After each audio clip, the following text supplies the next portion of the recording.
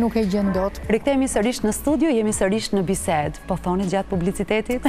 Elsa po fliste. Jo, po mendoj, po pyesja Dianën sepse në atë kohë ishte edhe më brenda se unë isha më vogël, por çfarë ndodhi tamam me të si shkrimtare, domethënë ku e atakuan, ku e sulmuan, edhe vërtet mund të ketë... Do rikthej, do të përgjigjem në këtë mënyrë. E them 100 herë këtë gjën, që para shumë vitesh shoqërova Dacia Marainin, këtë shkrimtarin italiane të famshme që ka qenë dhe partnerja e Moravias, shkrimtare shumë e njohur. Dhe i kemi i bërë një pyetje në sallë. I thanë që si i bëhet diskriminimi grave shkrimtare. Qoftë në Itali, në Francë, në Europë. Ajo tha italisht, con il silenzio. Me heshtje. Me heshtje. Dhe dhuratës i bërë një heshtje. Dhe ja bëri kritika letrare ajo zyrtarja asaj kohe, që ishin emrat, që ata të thoshin që ka dalë ky libri kështu, ose futej në programet shkollore, apo të thrisnin shumë. Megjithatë, libri jetoi në një mënyrë si bestseller, si e thënë ju. Pati e hon. Pati një e hon shumë të madhe. Pati sepse ishte libër i mirë artistikisht, po kishte edhe një temë, një tematik. Po pra, një tematik të parahur shumë në atë kohë.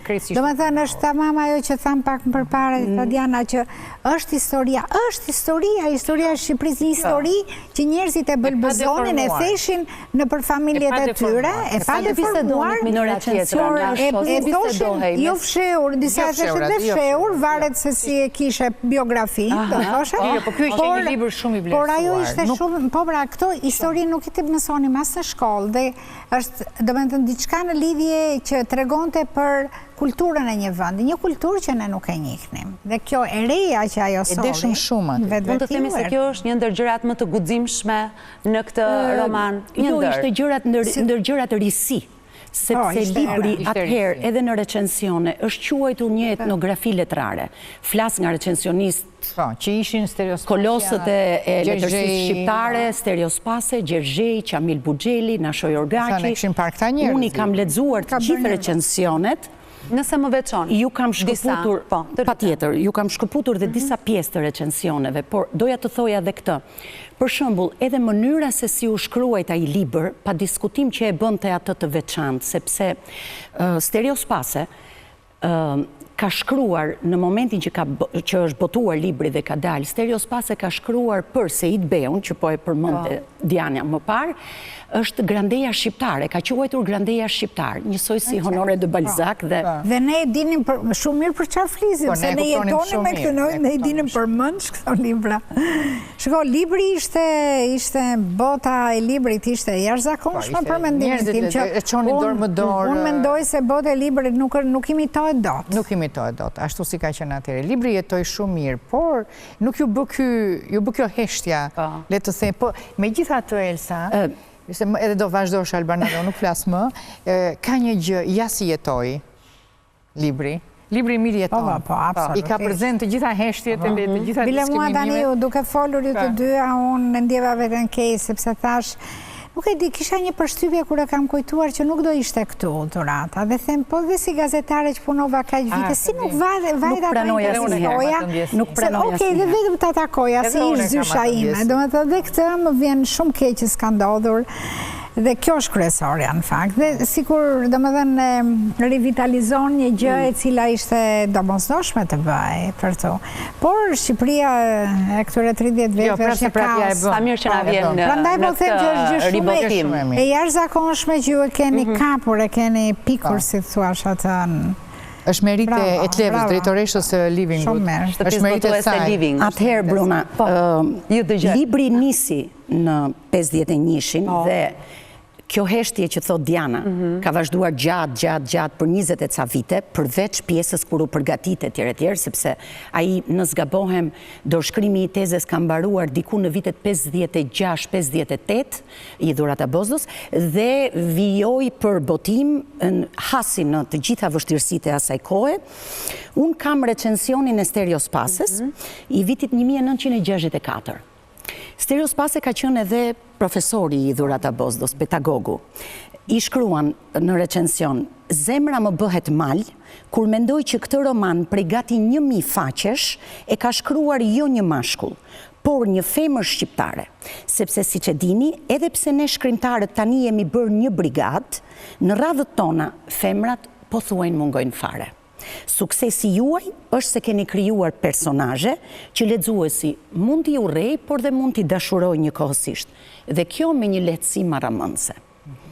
Ndërsa në vitin 68, Qamil Buxheli shkruan: "Rrallë deri më sot në letërsinë tonë është shkruar apo dhe është dhënë një tablo kaq e bukur dhe kaq e qartë e jetës atyre viteve." Një prej shkaqeve që pse u përthith ky libër dhe në këtë mënyrë. Edhe pse vepra voluminoze, autoria ka aftësinë të tërheqë deri në fund dhe ndesh sinqeritet, ngrohtësi narracioni, karakter komunikues dhe emocional. Kjo anë merr një tingëllim tjetër kur kemi të bëjmë me një talent sidomos në radhët e femrave shqiptare. Gjergjej në vitin 1973 shkruan: "Autoria ka një lehtësi tregimi dhe një fantazi të zhvilluar që nuk e lë pothuajse kurrë në mes të rrugës. Përshkrimi i dasmës dhe i zakoneve të atëhershme tiranase, një etnografi letrare me vlera të jashtëzakonshme." Dhe Nasho Jorgaçi thot: "Bota e brendshme e Merushes dhe përgjithsisht bota e femrës shqiptare të asaj kohe, ambientet, mentaliteti i tyre, përbën një nga vlerat më të mëdha dhe njohëse të veprës. Nuk e dija që në letërsinë tonë dhe nuk e di ende të ketë ndonjë vepër tjetër që ma ka dhënë kaq gjërë, kaq bukur dhe me kaq autenticitet këtë anë të rëndësishme të jetës shqiptare të atyre viteve, se bëhet fjalë për vitet 30. Një tjetër gjë që unë e qenë edhe në kërkim të recensioneve të atyre që janë shkruar e janë thënë për këtë libër dhe faleminderit shumë që i ndave. Humbtova shumë, jo vetëm për këtë faqe, por edhe për faqen tjetër që si ka shkuar jeta e këtij libri. Për Dorata Bozdon ky libër ishte një fëmijë. Nuk ishte vetëm zëri i saj, ishte një fëmijë që ajo donte ta sillte në jetë në atë, le të themi, errësirë apo heshtje femërore, politike, si të duam mund ta quajmë, bien dakord për të gjitha dimensionet, por kisha shumë kuriozitet për ta ditur këtë gjë dhe kur mora vesh, libri është shtypur në shtëpinë botuese Naim Frashëri, kanë qenë rreth 13.000 ose 16.000 kopje të atëhershme. Diku gjeta 20.000, diku gjeta 16.000, po le të themi një shifër e tillë, dhe është shtypur në vitin 1974 në shtëpinë botuese Naim Frashëri. Dhe libri më pas, si shkaqe të presioneve të asaj kohe, politike, letrare, u ndërpre dhe u magazinua në magazinat e shtëpisë botuese Naim Frashëri për rreth një vit të tërë. Nuk u lejua të dilej, nuk u lejua të botohej etj. Çfarë ndodhi? Kjo histori për shembull që ma kanë treguar disa veta që ne gazetarët i quajmë burime të sigurt të informacionit. Çfarë ndodhi? Ndodhi që punonjësit e shtëpisë botuese filluan ta vidhnin. Më lejoni termin ta vidhnin. Si hajdutja e librave, e vodhën për 2 arsye. Dhe arsyeja ishte molla e ndaluar gjithmonë kërkon të lexohet, dhe arsyeja e dytë ishte edhe për ta ruajtur, për ta nxjerrë nga ajo, për të shpëtuar kopjet. Për ta shpërndar diku, domethënë. Dhe më pas kur doli libri, kuptohet, kishte Shqipëria është e vogël, fjalët hecnin, domethënë, kjo ishte një gjë vërtet shumë e ndaluar që doli, u botua dhe më pas filloi të lexohet. Tek gratë dhe tek vajzat, me sa kam dëgjuar nga... Pastaj u botua zyrtarisht në 75.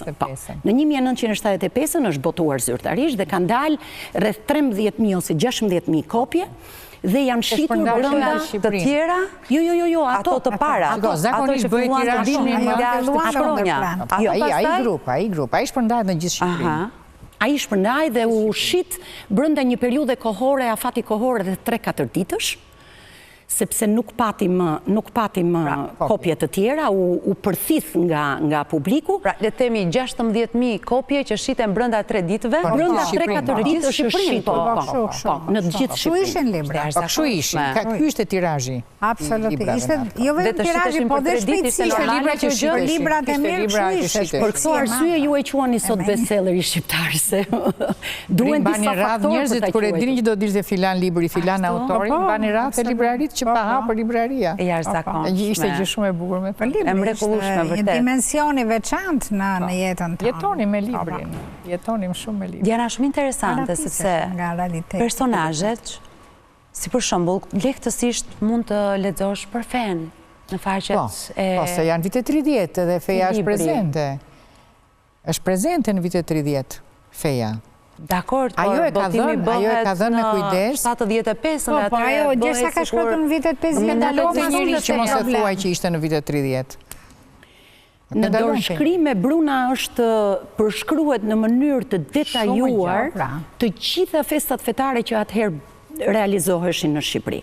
Më pas janë hequr, sepse ishte normale fare që do t'i hiqnin.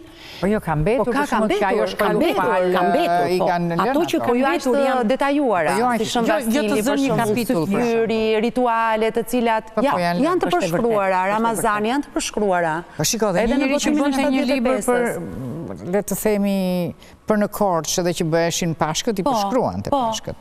Në qoftë se e kishte subjektin për këtë, në atë kohë. Sa t'i lejoj.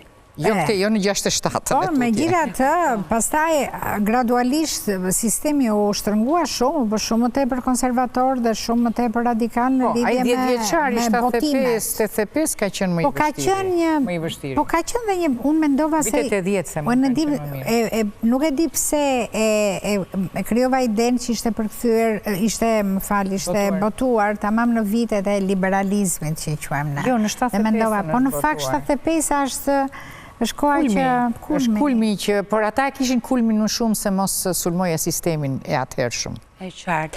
Mund të themi se në këtë rast autoria është treguar shumë e zgjuar që ngjarjet janë vendosur në vitet 30 dhe flitet për një Tiranë të atyre viteve dhe ajo që përshkruhet feja, stili jetës, ato përshkrimet e beut, të cilat nuk i urren.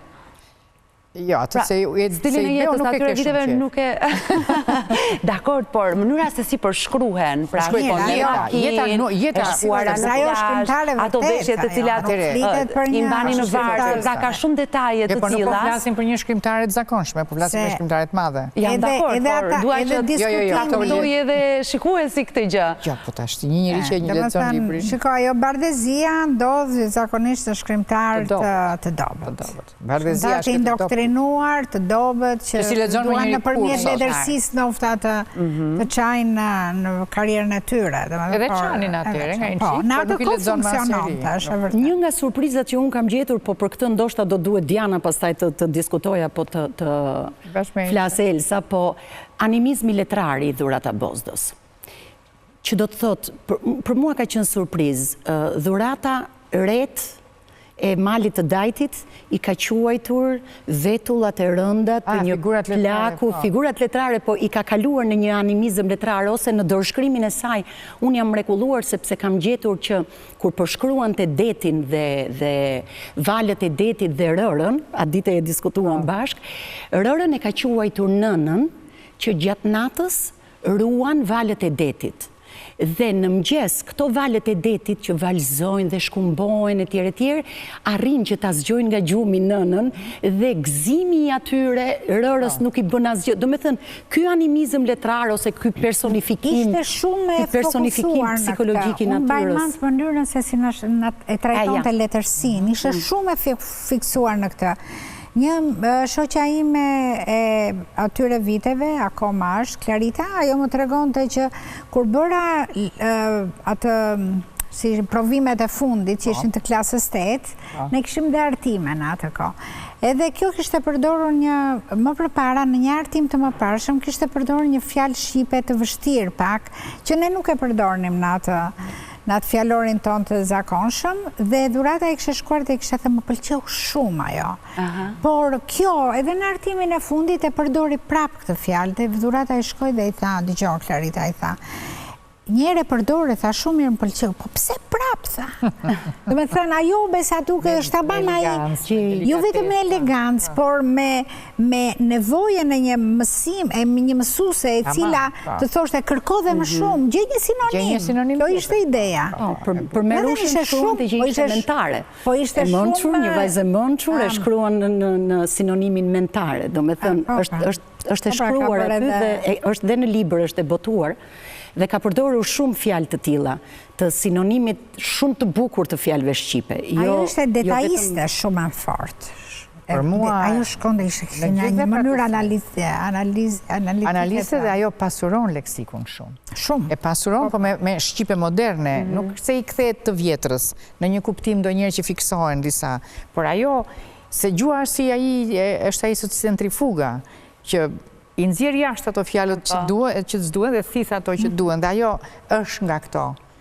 Pasuron gjuhën në këtë mënyrë, dhe merr ato që janë për fjalët sot, ne përdorim shumë fjalë sot që nuk kanë qenë 20 vjet përpara. Dhe shkrimtari i mirë Diti Kapi edhe ti vëri, për shembull Kadareja është shembull në këtë gjë. Për shembull.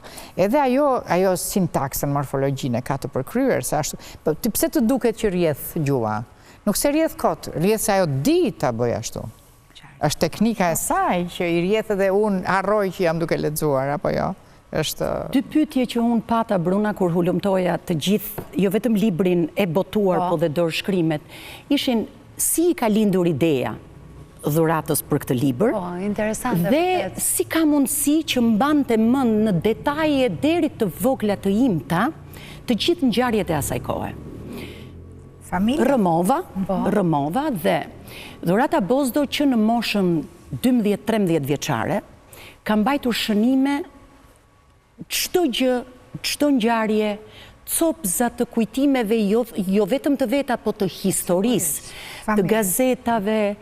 Atë dite kur u takuam me Dianën edhe po i tregoja, ka mbajtur çdo lloj detaji, çfarë lloj kanë qenë të gjitha ushqimet e atëhershme, si visheshin gratë, në çfarë mënyre silleshin, si ishte familja, si ishte arsimi, çdo detaj.